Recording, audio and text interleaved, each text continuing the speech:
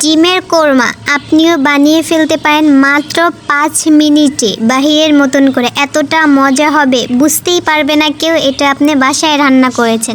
Hello everyone, আসসালামু আলাইকুম। সবাই কেমন আছেন? আশা করি সবাই ভালোই আছেন। কথা না বলে চলেন রেসিপিতে যাওয়া যাক। প্রথমেই দেখতে পারলেন আপনারা কত সুন্দরভাবে ডিমের কোরমা রান্না করেছি। এখানে আমি 2 পদের বাদাম নিয়েছি, পেস্ট নিয়েছি, কাঁচামরিচ নিয়েছি। 2 পদের বাদাম আপনারা যে কোনো বাদাম নিতে পারেন। এখানে আমি কাজু বাদাম নিয়েছি, কাঠবাদাম নিয়েছি। এটা আমি সুন্দর করে পেস্ট করে নিব।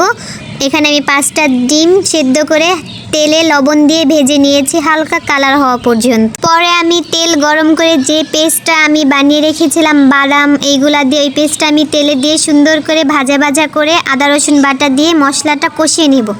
যখন আদা রসুনটা আমার ভাজা ভাজা হয়ে যাবে তখন এখানে আমি অল্প একটু হলুদের গুঁড়া, অল্প একটু মরিচের গুঁড়া, অল্প একটু জিরা, অল্প একটু ধনিয়ার গুঁড়া দিয়ে সুন্দর করে মশলাটা আমরা কষিয়ে নিব।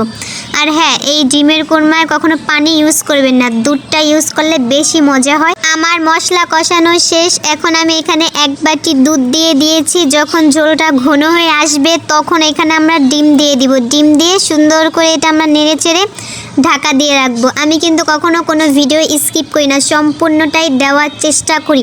কারণ আপনারা ভিডিও দেখেই অনেকে অনেক কিছু বুঝতে পারেন, হয়তো ভয়ে যে ভালো বোঝা যায় না। আমি নতুন, তাই কেমন হয়েছে জানাবেন।